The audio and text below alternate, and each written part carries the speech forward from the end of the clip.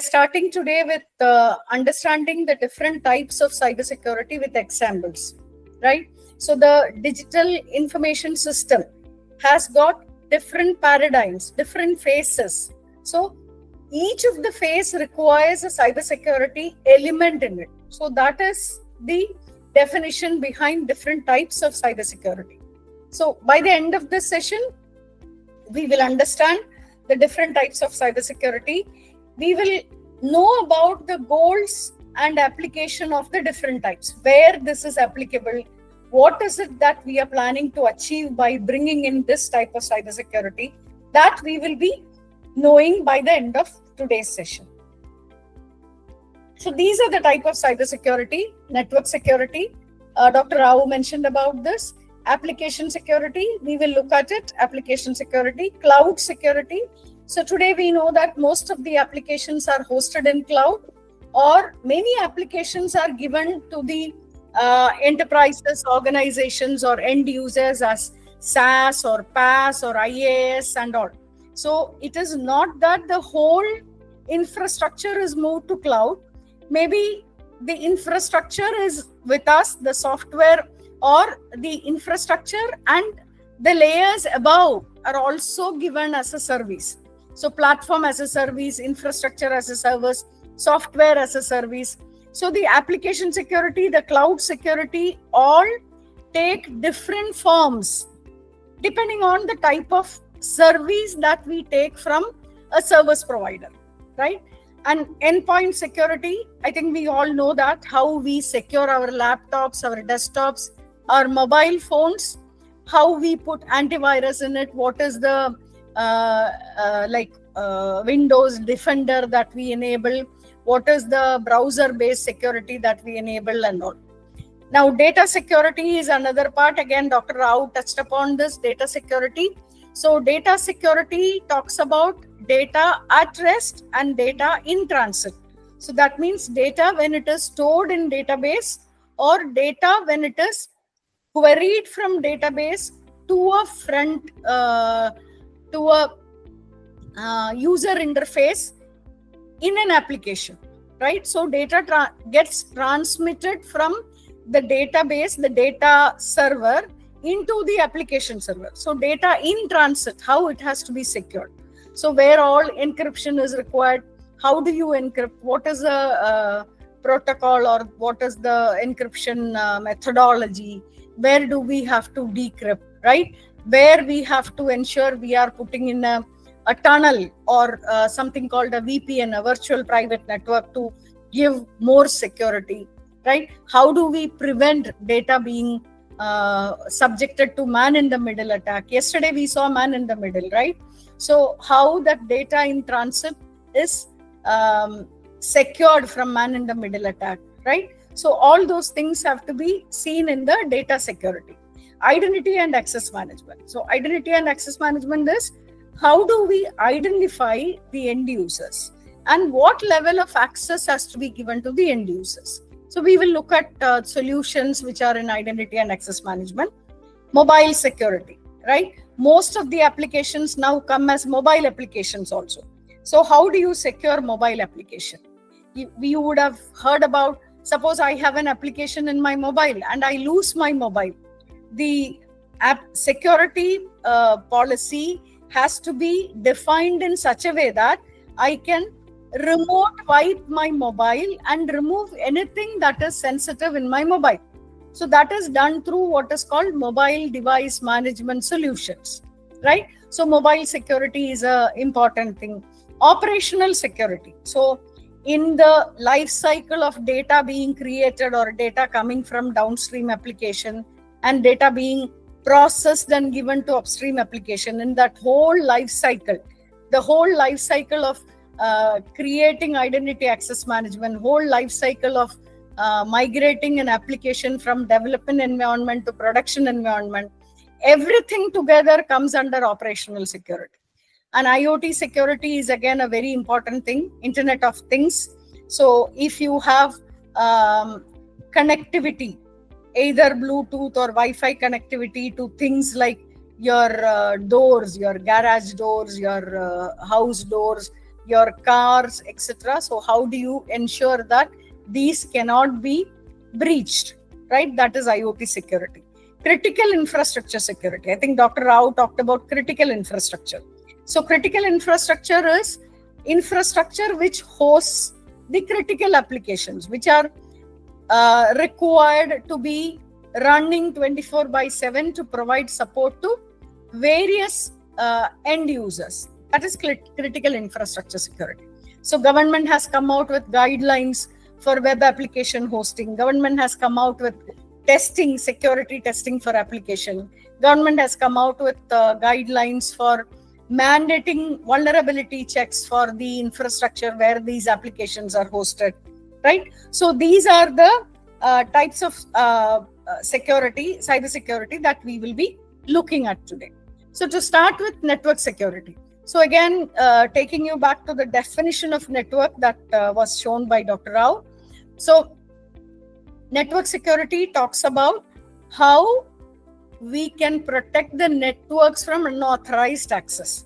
So it is not only these endpoint devices, it is also the switches, the routers, the firewalls, right? It is also the internet connectivity.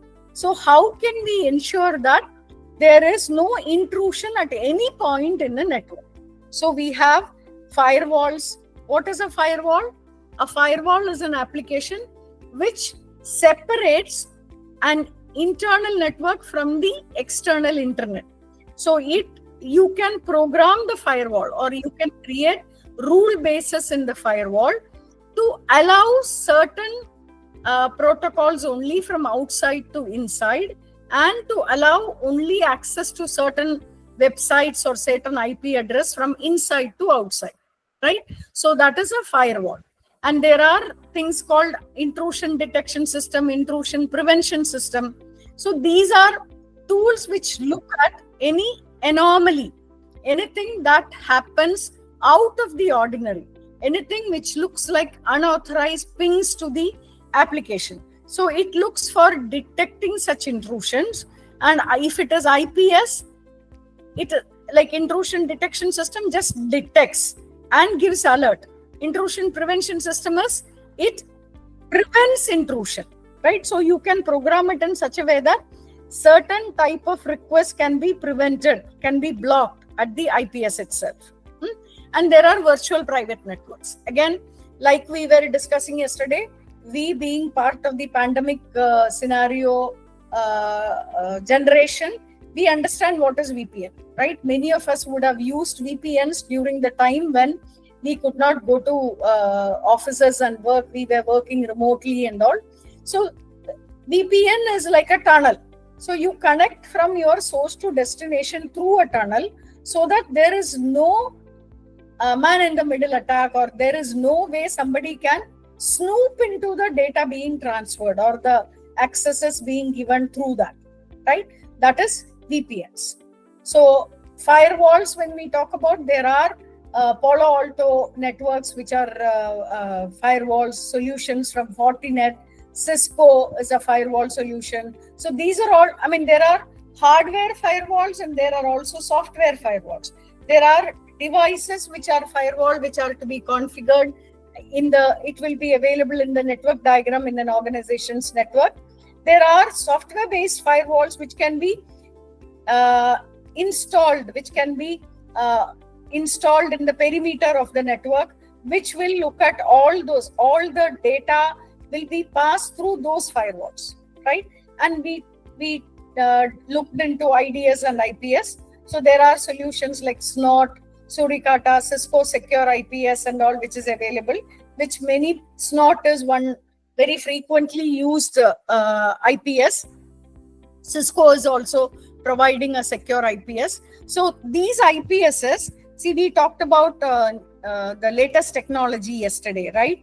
And we looked into what AI can do. So in these firewalls, intrusion prevention system and all, AI can bring in the capability of analyzing the whole data, a huge quantum of data, and finding anomaly. And AI can also bring in that learning pattern And then if something is identified by an intrusion prevention system, that can feed back into the firewall as something that has to be blocked, right? So AI can bring in such things and bring that process improvement into the system. So that is what we will have to look at while doing the improvement of such controls, firewalls as a control, IPS as a control, right? Now, VPNs, OpenVPN is there, Cisco AnyConnect is there, right? We have different types of VPNs available. And there are network access control also. So we were talking about identity and access control. So there are network access control tools. Again, Cisco ISE is one tool, Aruba is another tool which are used for network access. So in any organization, the best practice say that the server administration and network administration should be done by two different teams. That means the segregation of duty is mandatory. So network access management has to be done by network team, and they should be given privileged access in all the network devices and all. The server management team should not be able to do anything on the network devices, right? Because if a person has access into server and network, he will be able to, any mistake from his side may be causing a huge impact to the organization, and there can be a possibility of fraud happening because of access to the two different things without segregation of access. So network access control is a very important security control that has to be put in place in any organization's network, right? Network segmentation tools. In the sense, there are many organizations which have separate VLANs. They segregate their network. So suppose I have two different customers, and those customers are competitors among themselves, right? So if they have to trust me, if they have to trust on the security controls of my organization, I should tell them that the team which works in one customer has access from one virtual LAN, and they will not be able to access their competitor's system. Same way, the competitor's team will not be able to access this particular system. So that is where the network segmentation becomes very important. So you will have to do network segmentation in terms of your base network, your customer connected network, right? There are different types of networks called, some are firewalled networks. That means you are segregating networks through firewall. There is another type of segregation called air gap network, right? Air gap means they are two different networks. There is no connection between these two, right?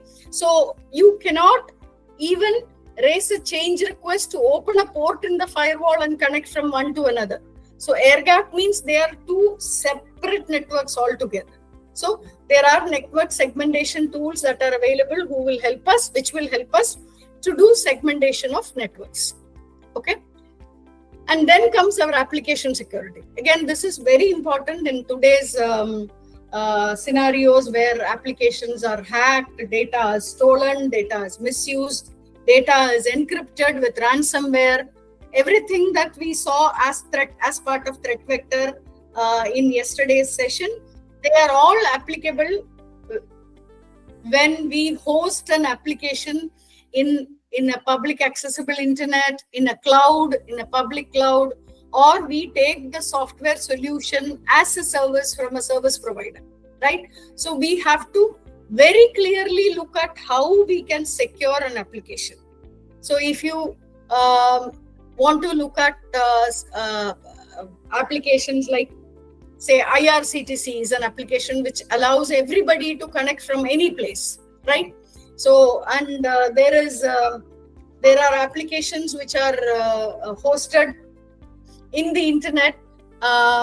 Again, yesterday we talked about that CrowdStrike issue, blue screen of death, right? So Microsoft applications hosted in Microsoft Cloud or AWS Cloud, where applications are hosted.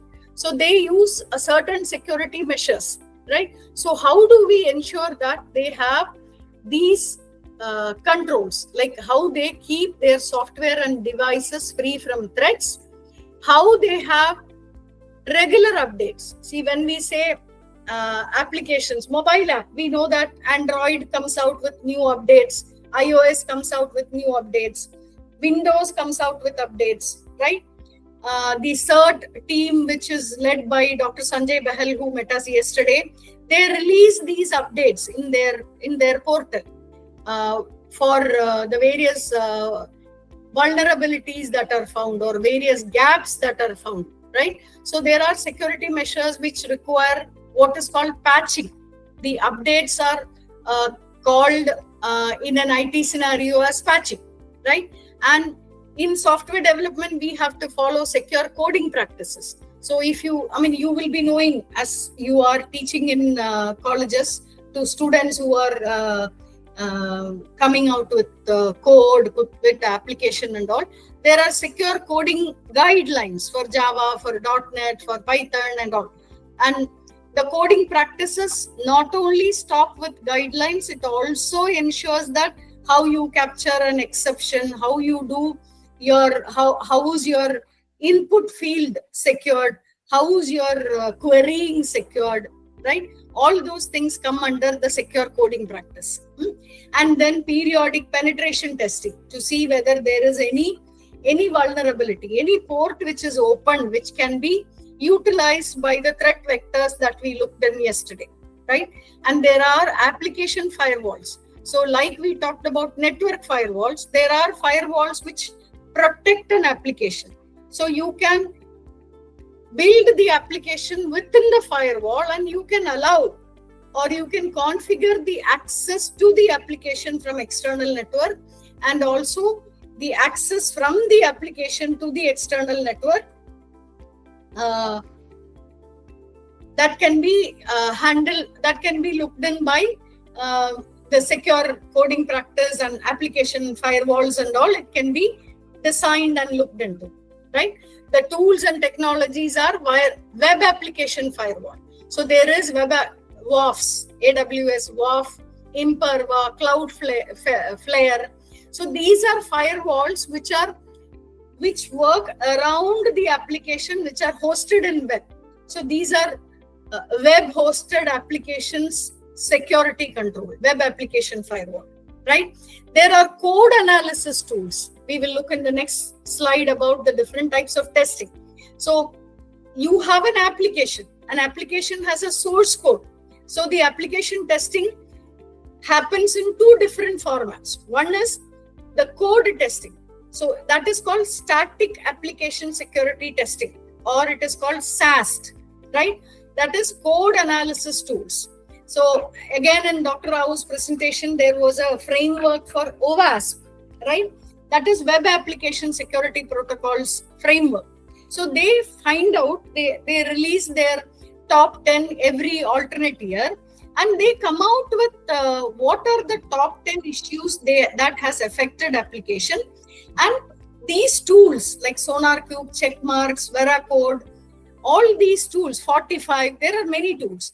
These tools are configured with that OWASP findings, so that when you use that tool to do a source code testing, they will come out with findings wherever the OWASP guideline is not met, right? So those are code analysis tools. So initially, testing used to be manual, but then manual testing will not help in security testing or in performance testing and all.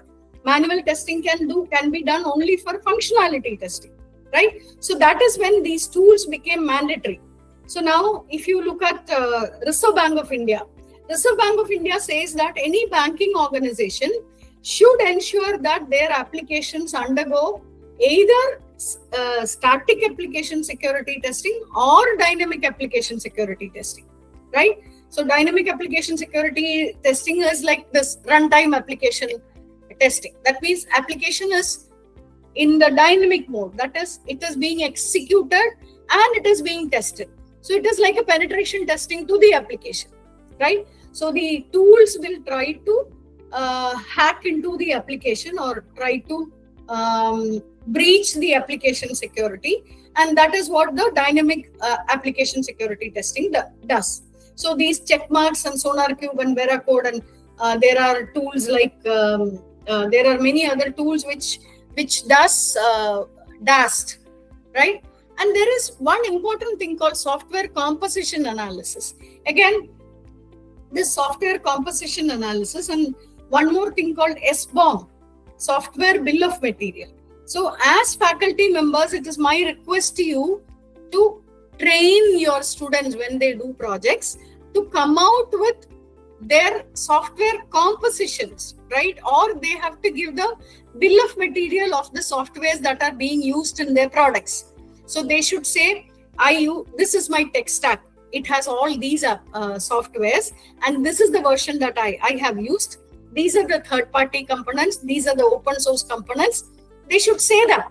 That is what the software composition analysis, or that is what the SBOM, software bill of material, is. So we have to ensure that the next generation, I mean, now itself it is being mandated by organizations like RBI, SEBI and all. So we have to ensure that in future, anybody who's working on software development should give a list of the tech stack, the technical application, technical components of a software, composition of a software, right? And there has to be runtime application self-protection also. So again, AI plays a role here, right? So with DAST, it identifies what are the vulnerabilities, and the self-protection tools, which will shut those vulnerabilities by itself once it is identified, right? So there is Contrast Security, there is Imperva, RASP and all, which learn the vulnerability, and it identifies the solution to close the vulnerability, and it goes into self-protection modes. So these are application security mechanisms. This is what I was telling you about. There is static application security testing, dynamic application security testing, and these two together becomes IAST, interactive application security testing. So it combines static and dynamic analysis, and it works from within the application. So dynamic application security testing is also from external perspective. I told you DAST is like, it tries to hack into the application, right? So IAST works from within the application. So you can put a IAST tool in the application and program it to be run within, say, once in 6 months, once in a year, or whenever a new release is made, right? You can program it that way. And these are all, SAST is very important in the agile methodology of working, where you have a CI/CD pipeline, you have different steps, or you do the whole development in small cycles, right? So SAST is one methodology where comprehensive code analysis is done. There are tools for that. It identifies the issues, right? It does not block anything. It gives a report. So when you do a SAST or a DAST, you get a report from the tool saying that you have 3 high vulnerability, 5 medium vulnerability, and 25 low vulnerability. And those 5 can be categorized under OWASP top 10, this category or this category, right? Like OWASP, there is another framework called SANS. SANS also gives top 25. So many organizations, when they do the application security testing, they use both the frameworks, OWASP top 10 and also SANS top 25, right? So SAST and DAST actually identifies issues only. They are reactive. They can just identify issues and say that this is what can create a problem in the application. But when you go into the runtime application self-protection mode, it, like the name says, it develops a method to protect itself, or it mitigates the attacks, right? It comes out with solution by looking at, that means the tools have got real-time data coming in from OWASP or SANS or the National Vulnerability Database and all with solution, and the tools will be able to create solutions and protect itself, right? So these are the 4 different types of application security testing. So in SAST, only code level issues can be identified. In the DAST, it is externally exploitable vulnerability. In IAST, which is the combination of these two, it can identify runtime issues, it can identify data flow problems, it can identify code level problems also. And RASP can identify active attacks and runtime vulnerabilities. Active attacks means real-time identification, right? All DAST and all will know that there was a possibility of an attack or there was an attack. So it is reactive in complete, fully it is reactive in nature.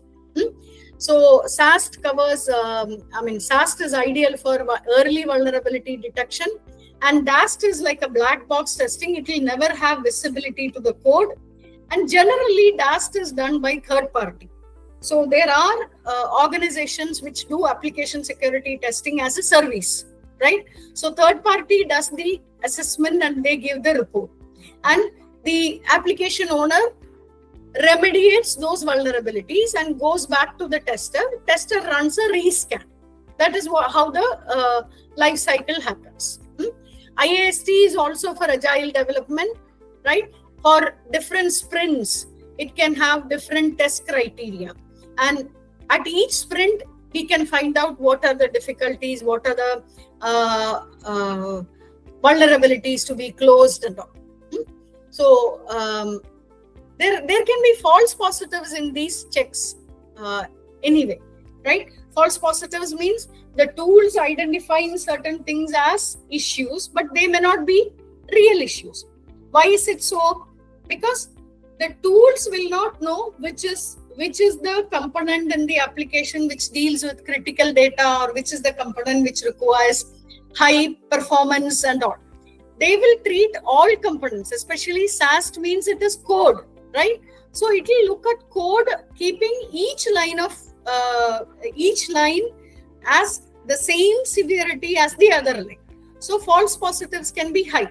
So when you get a SAST report, you will have to spend a longer time in identifying the false positives, and you can say that certain things are happening because this is a test version. When we move this from test environment to prod environment, these will not be there because the infrastructure where this application is hosted will prevent these from happening, right? So the involvement of a architect, a security architect or a designer is more in reviewing a SAST report compared to a DAST, IAST or an RASP report, right? So these are the 4 different types of application security testing that we have to look at.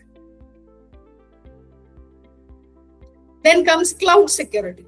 We were we touched upon cloud, right? Currently, what is the advantage of cloud over owning a server? The owning a server is called on-prem application. That means the application is hosted in my premises, right? On the premises of the organization. So that means that organization should have a server room, a data center, right? So if you have a data center, you should have all those controls like humidity control, rodent control, 2-factor physical security authentication, right? You should have a segregation of servers between various customers of yours, right? So to reduce all this overheads, nowadays organizations are using cloud services to host their applications. So in cloud also, you have different types of cloud. You have private cloud. That means it is cloud owned by me, but it is the server is not a physical server, it is a virtualized server, right? So I think many of you will be knowing about how we can make a cloud environment in a desktop itself or in a laptop itself, right? So cloud actually, that is a private cloud. Then you have public cloud. So this AWS, this Google Cloud, this Microsoft Cloud and all, who lease services or who give services to host application in their cloud, right? So that is actually public cloud, right? And there is hybrid cloud. Hybrid means it's a combination of private and public. So you can have, it's a combination of, there can be private cloud, private services for certain things like identity and access management can be using a private cloud, and then the hosting can be done in a public cloud. So private cloud is actually works as one layer of security control on that public cloud. So clouds can be managed in different ways, right? So cloud security ensures security of application which is hosted in the cloud. It ensures security of data, again, which is hosted in the cloud, in the application, in the database, right? It also protects cloud from unauthorized access. That means it creates proper identity and access management. And for data security, it brings in mechanism to secure data in transit and at rest, right? We spoke about data security in transit and at rest. What are the tools which are used for cloud security? Cloud security posture management, CSPM, which is the tools examples are Prisma, Dome9, Wiz, and all. These are the tools which help in posture management. How do you create? What is your design of cloud security, right? How do you create the architecture of your application on cloud to provide security, right? Cloud access security broker. So how do you manage access to the cloud application? So examples are Microsoft Defender, Netscope, McAfee mVision Cloud. So there are many such things. Cloud workload protection platform. Example is, so it is again workload protection, right? So performance management also comes. So you will not have distributed denial of service. You will not have issues where these bots or botnets which will attack the application, right? So this workload protection means multiple different things cannot come. That means it is again an access control mechanism, right? Sentinel is an IAM tool, identity access management tool.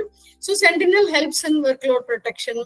Trend Micro deep security is also another thing which helps the cloud from the distributed denial of service attacks and similar attacks. Then comes endpoint security. I think endpoint security is something which we are familiar with, right?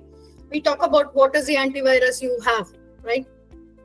I actually went to conduct a security awareness session in a school nearby, which was a school where I studied, right? So I could not connect my laptop to their projector. They had some issue. I could not connect it to their smart board or the projector. And the principal came saying that I will give you a USB stick. You copy your deck onto USB stick and then we connect that. I said, sorry, ma'am. I am a person who talks about endpoint security, so I never allow any USB stick to be connected to my laptop. If I do that in front of all the students, then they will know that whatever I am speaking and whatever I am doing are two different things, right? So endpoint security is like a culture. All of us should have that culture. We should not download things, unnecessary things into laptops and mobile phones, desktops, right? Mobile phones, we should not give access to camera, to messages, to contacts, right? In laptops also, you should not give open access to mic and camera to all the, to your browser, right? You should not openly, or you should not give free access to all these things from your laptops, desktops. You should have antivirus software. It is not that you have just an antivirus software. It should be a current software which you update on a daily basis, right? So your antivirus software should be up to date, because antivirus softwares keep getting updated based on new virus definitions. So you should also have updated antivirus software for securing your system from new viruses and all. And you have endpoint detection and response. So if something is detected in your system, how does the system respond? How does it close certain things? How does it shut down, right? How does it initiate isolation from the network, right? So that is endpoint detection and response tools. And encryption.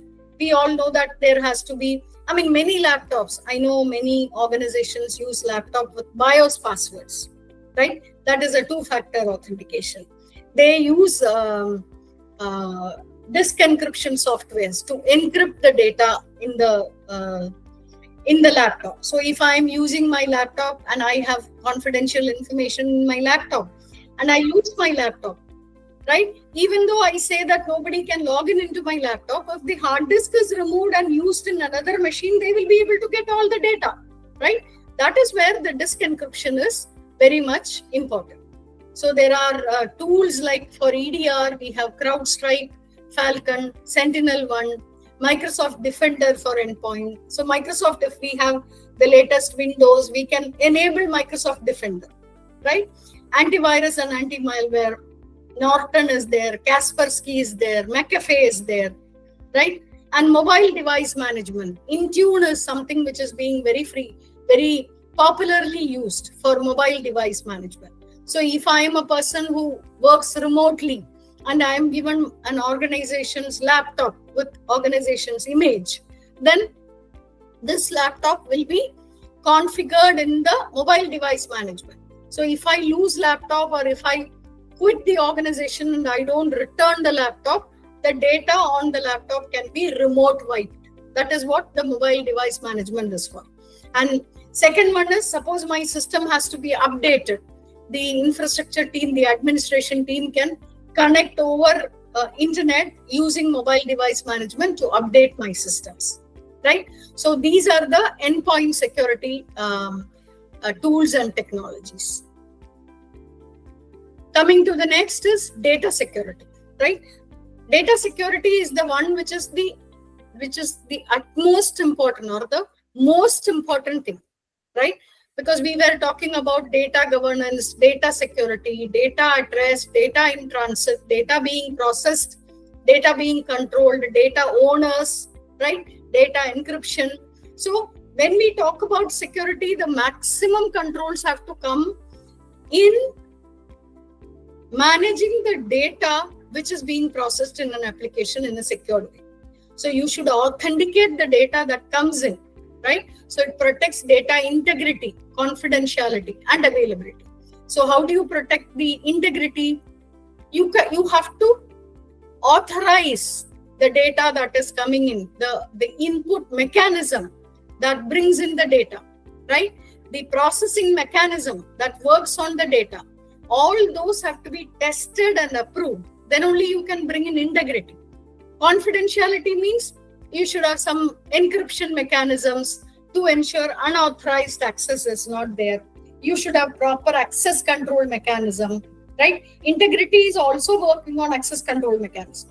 So if I'm a person who just needs to read the data, my access should be only read. I should not be having access to modify the data or delete the data, right? So data integrity also works on the access control. And availability, that is very important.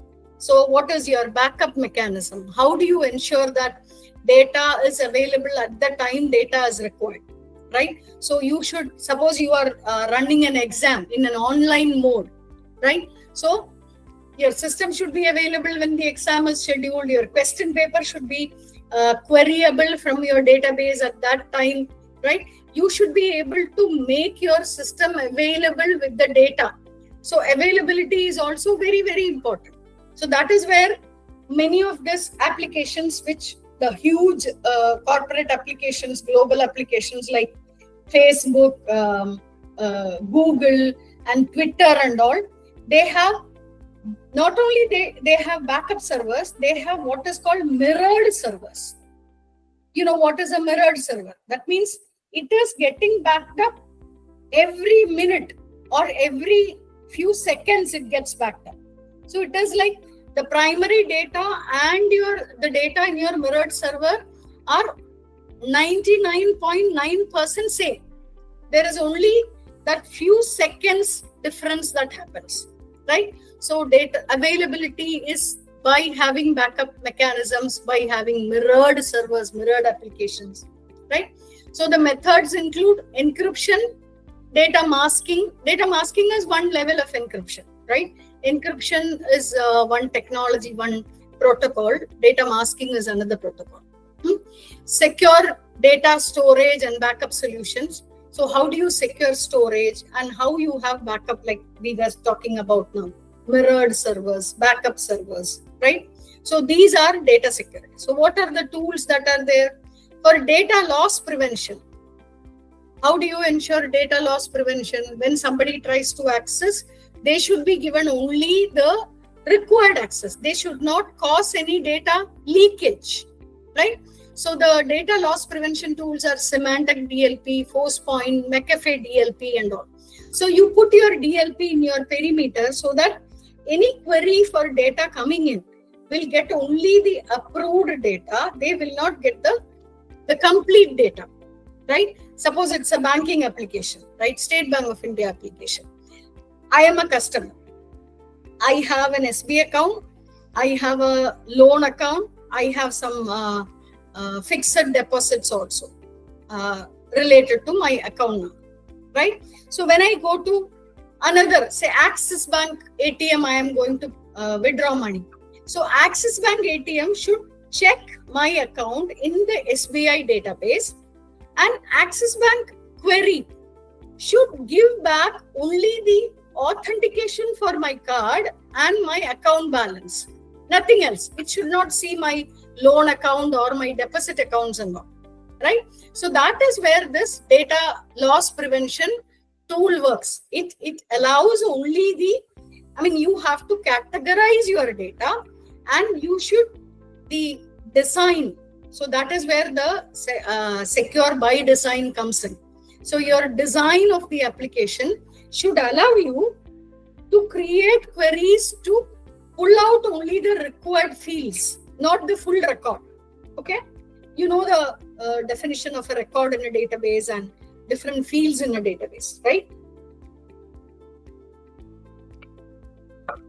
And there are encryption tools like Veracrypt, BitLocker, Tails eSecurity. So these are tools for encryption, right? How do we encrypt data? So we will have a encryption and decryption. There will be a public key, private key thing for encrypting, and then at the destination decrypting, right? So these are encryption tools. And there are database activity monitoring also, like Guardium. It's a very good example, IBM Guardium. You can refer to it if you want to know more. So database activity means there should be auditing mechanisms put in database. That means who did what at what time and who approved it in case it has to go for an approval. So database should be able to give you all this data.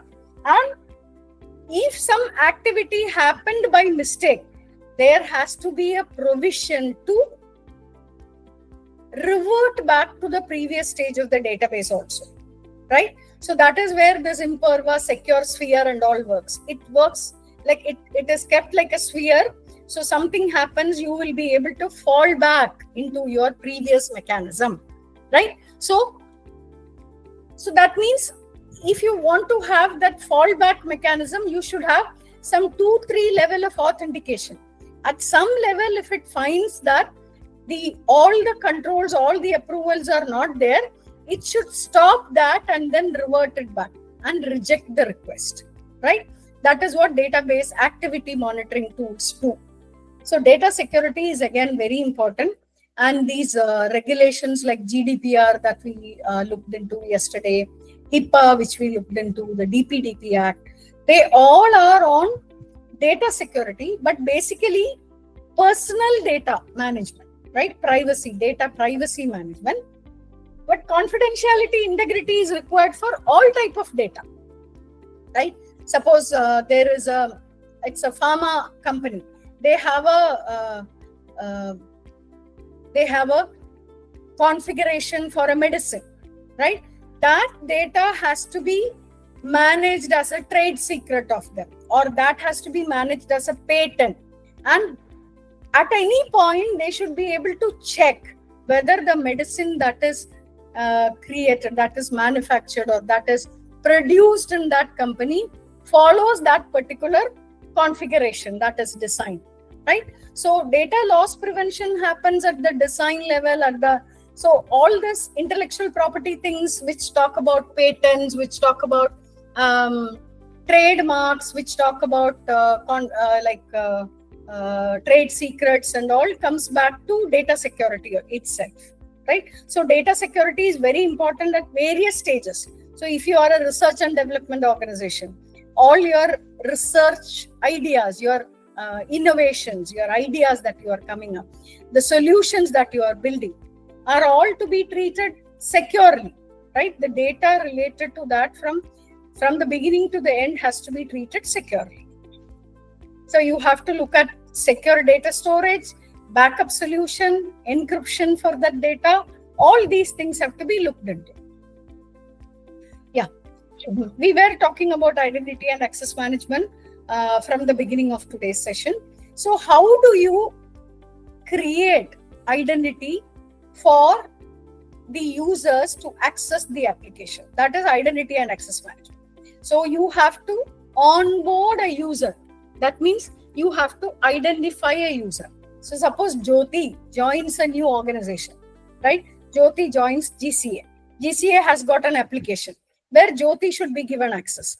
So Jyoti has to be given a unique ID to log into that application, for which the identity of the user called Jyoti has to be verified, right? So my onboarding will go through the joining formalities, verification of my competency, things like that, right? So identity will happen there. So if it is a banking application and I am opening a new account in a bank, so they will give me a internet account kit, internet access kit.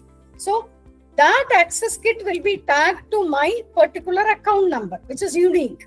So when I come home and use that access kit, I will be able to create a user ID for me and link it to the account number, right? So that is how I identify the end users. And I am a normal user. So what is the access level that I have to be given? That also is managed through this IAM tool. So IAM tool mandates that accesses are to be given based on roles. So what is RBAC, RBAC, right? When you talk to various people, they keep talking about RBAC or RBAC. We use this. We give access based on roles only. So how does this IAM tool authenticates a user and how the user can be added to a particular group, right? So many of these tools, it allows like Azure ID. Lot of organizations nowadays use AD, Active Directory, Azure Active Directory. So it uses something called single sign-on, right? That means I log into a domain and my user, when I log in, will be tagged to a group as per the Active Directory. That group will have the list of accesses that I should be getting. So I will inherit those accesses when I join that group. That is the role-based access control, right? So these IAM tools like Okta, Sentinel that we talk about, Beyond Trust, there is CyberArk. There are many identity access management tools. So they allow single sign-on, they allow role-based access control and all these things, right? So when I join a group, I inherit the group's accesses. So if I need any additional access, it has to go through a request and approval and all. So that is what this privileged access management tool. So single sign-on is my user ID inheriting the role-based access. Privileged access means how do I get any additional privilege based on my business requirement. So any privileged access will get limited to one user many a time. Sometimes the privileged access will go to the role also, right? So these tools like CyberArk, Beyond Trust and all allows privileged access management, PAM control, like IAM, PAM is also another thing. And then we have multi-factor authentication, right? This multi-factor authentication also is very familiar to all of us. Any access into secure applications will require an OTP which comes in our mobile to be given, right? Or it will have a CAPTCHA which you have to give along with your password to authenticate that it is you are a human being, right? It is not a system based or an application which is trying to create multiple combinations and trying to access the system. So CAPTCHA is to identify that we are human beings accessing the system, and multi-factor authentication is to identify through some other mechanism, a second factor. Sometimes it will be biometric, sometimes it will be OTPs, right? So passwords can be divided into three things. The first one is what you know, that is your password. Second is what you have. So if some OTP comes, or if you have a hardware thing which randomly create a password, right? So those are what you have. And third is what you are. So your biometric, like your fingerprint or like your facial recognition, those are all what you are, right? Many organizations nowadays have physical access through facial recognitions, right? Mobile phones, we know that fingerprint is used, facial recognition is used for the mobile phone lock to be unlocked, right? So multi-factor authentication uses multi-factors. So a password and a biometric, or a password and a OTP, right? And many applications allow us to configure multi-factor authentication. So if I am a person who does not have a personal laptop and I keep using multiple systems to log in, I can configure my access as multi-factor authentication so that nobody can steal my password from a system which I am using for one time, one instance, and then log in into the system. So there is Google Authenticator, there is Duo Security, there is RSA Secure ID, there is Microsoft Authenticator, which you can install in your mobile, right? It creates a random number that can be given as a second password. Google Authenticator is also same way, right? So these are the mechanisms that are used for identity and access management. So we have role-based access control, we have single sign-on, we have privileged access management, we have multi-factor authentications, which are important terminologies that we should remember from IAM. So this particular domain of cybersecurity requires huge number of resources, right? So yesterday, Dr. Bahel was saying that there is a lack of resources, lack of competency. So we can look at creating some courses where identity and access management tools are introduced to students. We can encourage students to do some projects or seminars in this area, right? Where they can learn and they can become employable earlier itself if we learn certain things which are very important for them to get into a career in cybersecurity. So identity and access management is also a very important type of cybersecurity, right? Then comes mobile security. So we were talking about application security. So in application security, we talk about Windows-based application, browser-based application, right? Even iOS-based application. If the application is hosted in a Mac system, how that is done. Now, mobile security is how do you protect applications which are managed, which are executed or operated through mobile devices, right? So you should have this mobile device management tools like Intune that we talked about, right? AirWatch is a Apple iOS-based mobile device management. We should have mobile threat defense. So there has to be mechanisms to identify threats, right? So if we are there are certain, currently if you look at the banking application, they get installed into mobiles having the SIM with the number which is registered in the bank only. So that is one access control, right? Even Google Pay, if you look at Google Pay, you will be, if you install Google Pay and try to authenticate Google Pay, the Google Pay sends an SMS to the SIM to verify whether this number has got a bank account attached to it, right? So mobile applications also should go through these levels of application security, communication security, and it should ensure device encryption. So certain applications, if you have to put into your mobile, then you can't have the mobile without a screen lock. If you want to keep a mobile without a screen lock, you can't install those applications, because the mobile security control of that application mandates that there has to be a screen lock, right? So mobile security is also again very important. See, initially this applications required passwords to be created. There was no expiry of passwords, but now web internet applications mandate password expiry, and even mobile applications have started mandating password expiry, right?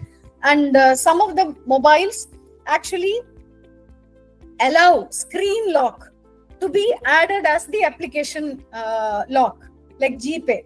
You don't have to give the GPay's PIN, but you can give your mobile screen lock pattern or PIN or your fingerprint, right? So mobile applications, actually the importance of mobile application is giving convenience to the user to use the application in a very simple manner. They don't have to go to log in into a system and then try to access an application. They should be able to access it as and when they are using a mobile, they should be able to access it, right? That is why many applications allow the screen lock to be given as the unlocking pattern, but then the screen lock has to have a complexity, right? You can't have a PIN which is having 3 consecutive digits as the same number. So mobile application will not allow, the mobile security will not allow a PIN which has more than 2 consecutive characters or numbers which are same, right? There is a complexity for password. That is what the security control itself is, right? So mobile security focuses on protecting mobile devices and for the various applications that are residing in mobile devices, right? So if you want to use mobile applications, even WhatsApp comes with a lock, right? You can lock WhatsApp with a PIN, right? Or with a pattern. You can lock your Google Pay. Even Play Store is now asking for additional controls so that by mistake no application gets downloaded, right? And Play Store again gives Play Protect applications. So if you want to download an application, you go to Play Store and see whether Play Store has given that application as a secure application, and then only download that application, right? So there are tools like Lookout and Symbaroum, which are threat defense tools used in mobiles, and there are mobile device management like Intune and AirWatch and JAMF Pro and all. There are gateway solutions, right? How do you allow this mobile to connect to a particular application? So through what gateway you want to connect it, right? You can allow it to connect through different solutions, different gateways to the application. So I think when we are here, we should also talk about the security controls that we have to put in things like Alexa and Siri and all. So if you are using the components of mobile like Alexa and Siri, you should remember that Alexa and Siri are trying to learn. They are doing behavioral analysis, right? So you should configure Alexa not to listen all the time. Alexa should listen only when Alexa is invoked, right? It should not be running in the background, right? So in the mobile security, you should understand that certain applications, it will show, no, some mobiles show you that certain applications are in deep sleep. Do you want to delete it? Or these are in sleep mode. Do you want to shut down those or close those, right? So you should be able to configure the device to help you understand all these things, right? So your tools and technologies that are here are AirWatch, Lookout, and Symantec Secure Web Gateway and all. So mobile security is one very important thing that each of us should know. And again, an area where we can encourage our students to do projects and learning and studies around these. Then comes operational security, right? So how do you manage the complete operations from the life cycle of your data, your application's life cycle, from the downstream application to the interface into this application, right? To the processes in this application, and to the upstream application, how the interface goes, how the data gets consumed by the upstream application. So operational security talks about protecting the processes, protecting the data, making CIA available for the application and for the data at each and every stage of process. That is what operational security is, right? So it looks at access management again. Wherever you look at C&I, it is user permissions, access management. And wherever you have to look at again confidentiality, the sharing of data, how data can be shared, how data can be queried, what type of data can be given as a result of a query, what type of data can be allowed to be printed. Some of the application even blocks print screen, right? You can't take print screen and record that screen, that user interface, right? Because the data that is shown there is sensitive, right? You can't take a screenshot of that. Even banking applications won't allow us to take screenshot of certain things from mobile applications, right? So operational security looks into practices, processes, policies, right, related to managing data, related to providing accesses, related to taking backups, related to encryption, right? All those controls, how you have processes around. How do you do risk management? How do you identify risk?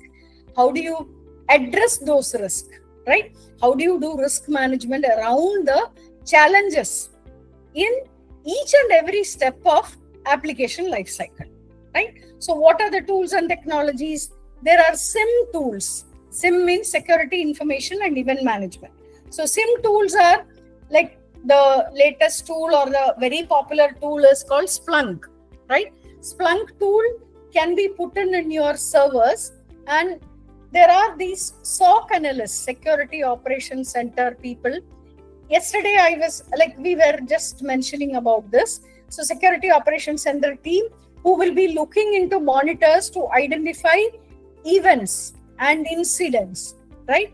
So the Splunk as a tool will give pop-ups when there is a anomaly happening, right? Those are SIM tools. IBM QRadar, Logarithm, these are all SIM tools. Then risk management tools. How do you identify risk? How do you track risk, right? Risk has to be treated, or risk has to be addressed, right? How can you address a risk? You can reduce risk, you can transfer risk, you can avoid risk, right? So how do you do this? So there are risk management tools like RSA Archer, Metric Stream and all, which helps in identifying risk, assessing risk, and mitigating risk, right? So you have what is called a risk register, where risks are captured, they are analyzed, and they are quantified. So assessment means they are quantified. If you just say high risk, medium risk, it will not have a value to it.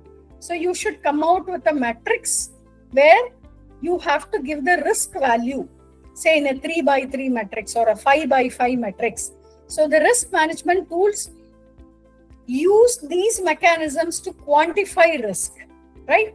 And there are policy management platforms like GRC tool of GRC from SAP, Logic Gate and all, where you release your policies, you review your policies, you look at compliance of policies, right? Suppose you have for HR policy, you have training as a control, right?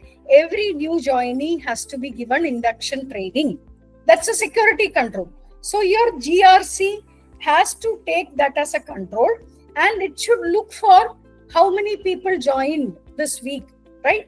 And in the learning management system, whether all these people cleared the training, completed and cleared the assessment, that has to be tracked by this platform, and they have to give a value in the dashboard. That is what policy management platforms are. So these tools actually can be configured to collect data from various other tools or various other mechanisms to come out with dashboards to give compliance to policies, to give compliance to various practices or policies or mandatory requirements, right? So operational security talks about physical security. So if you have access control in your organization, right? Either you can have your access card based control, or as I told you earlier, facial recognition as a control, or it can be a pin pad where you can give your pin and enter the door, right? It can also be a turnstile for you to enter, which prevents tailgating, right? You know turnstiles, all these metro stations and all have turnstiles. So it allows time only for one person to walk through.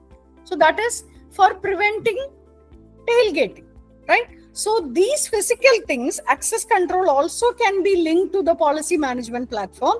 So if there is a denied access, suppose I go and swipe my card in a room where I don't have access, right? The access control mechanism will give a input to the policy management platform saying that Jyoti Ramaswamy with this card number has tried to breach the physical security of that area. So that can come back as a question to me on why I did do that, right? And there can be CCTVs which are monitored for any movement during the non-working hours, right? Which can also feed back into the policy management platforms, fire management systems, evacuation drill-based systems, UPS maintenance things. Everything can feed back into the policy management platform. It can verify the policies that are defined in the organization for governance mechanisms, right? So GRC is a policy management platform which helps us to check whether the operations are complying to the policies that are defined, right? So operational security is also very, very important. And then comes IoT security, right? What is IoT? Internet of Things. So like we said yesterday, wearables. We also said yesterday that there is driverless car. There is a connectivity through wireless to open the garage door, right? There is connectivity through Wi-Fi to connect to various mechanisms to enable or to switch on a oven, your microwave oven, to heat your food when you reach home. I don't know whether there was a video which was being circulated. It was actually a funny video. There are two houses nearby. One lady uses the lady uses the old mechanism of a key, right? Okay, I'm not bringing in that lady, man. One person uses the key, and the gentleman, the other person uses voice activated lock, right? So he comes and says that, like OpenSesame, we have learnt about this from long back from our school days about OpenSesame. So how do you how do you open the door of the house with a voice activated device? So this guy goes and says that open, and the door opens, and he laughs at the other guy, right? The other guy opens with a key. And one day what happens, this guy goes to a dentist and he comes back and he says open. The door is not opening because the mechanism is not able to recognize his voice. He has gone to the dentist, his mouth is sort of frozen due to all the medicines that are applied, right? He's trying and standing there saying open, open. There is no way he can open the door because he did not build a fallback mechanism. So if you use technology things, you should always have a fallback mechanism, right? So if you use a Wi-Fi based or a remote based door opening at your garage, right? If the remote battery runs off, you should also have a mechanism to manually operate, right? So the IoT actually says it should prevent unauthorized access, and it should give mechanism to override the accesses already programmed, right? That is what we have to look at in IoT security. So it involves all this firmware. So if you have a Bluetooth based thing, so your system should be updated and it should be current, then only the Bluetooth based connectivity will work. You will have to authenticate, right? So IoT based security is all those, right? Strong authentication should be there, and communication should be secure. Again, you would have seen about the issues happening in remote locking of cars. There are I don't know whether it is true, whether people have done, but I know it is technically feasible, right? People can try to capture that signal from the remote to the car and recreate that signal and then open the car with a similar device, right? Technically it is feasible. So how do you secure the communication protocols, right? So IoT security, we have to look at all these things. This is the in thing now. This is the important thing now. So how do you define your Palo Alto network for IoT security? How do you authenticate your Internet of Things in your network, right? Suppose you take a point of sales device to the network to connect, right? How do you authenticate that device to the network so that when you take that device, it can connect to the Wi-Fi of that particular network and work, right? So how do you authenticate in the networks on the IoT security can be enabled, right? IoT device management. So how do you create security for the IoT devices? How do you secure them, right? How do you ensure that like ATM machines? If you look at, we have seen the frauds that happen or the breaches that happen in ATM machines where they capture the pin that we sign in, and they put a device to capture the magnetic strip which is there in the debit card that we are using, right? So how do you ensure that those devices can be secured from such breaches, right? Network segmentation. So how do you segment an IoT network?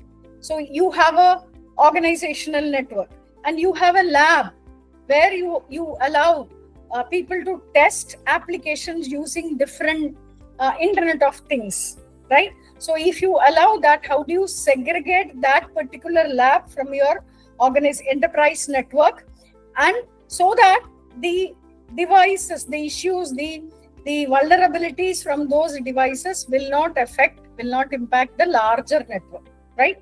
So network segmentation for IoT is also required, and Cisco DNA Center is one of the tools that can be used for network segmentation for IoT. Then comes critical infrastructure security. So we touched upon this today.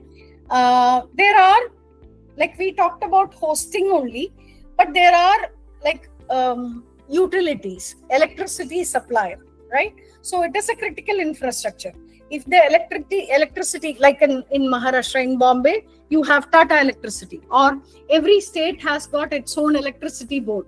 So if something goes wrong in the generation mechanism of the electricity board, then the power goes down for a long time, right? That will create lot of security hazards, right? So critical infrastructure is like all the industry segments, oil and gas segments, wherever you have nuclear power generators, right? They should be managed even more securely, because nuclear generators, or the raw materials used in nuclear power generators, are very dangerous, right? So you have to ensure that the supply chain to these critical infrastructures are managed, right? The grids are managed, the systems, the applications are managed, and physical security is managed, right? So we have to look at, and each of this type of industry has its own regulatory compliance. So electrical suppliers have got their regulatory compliance. Water authority has to look at purity of water, right? Water authority has to even look at the water being supplied to the domestic area, to the consumers, is pure, is purified, right? That security also has to come in. So there has to be mechanisms of checking all the processes that happen. And healthcare from cyber threats. What is the issue that can happen in healthcare? Again, the new medicines, current medical system, the medical network is too much driven by devices, driven by automation, driven by information systems. So those are also prone for cyber threats, right? I remember seeing a movie, I don't remember the name of the movie. There was a movie wherein one guy was, it was a Tamil movie. One guy was identified as having cancer, and he was asked to go through, the doctor said that there is nothing we can do. His lungs has a very huge this thing coming in. There is a lesion, a huge lesion in his lungs and all, right? And this guy undergoes treatment, and he feels that he will die quickly and all. The doctor gets another patient whom the doctor sends for scanning to the same place, and he gets a report which looks similar to this particular the hero of the movie, right? Then the doctor has a doubt. How come two people's scan report can be similar? Then when he went back, he saw that the device which was used for scanning, right?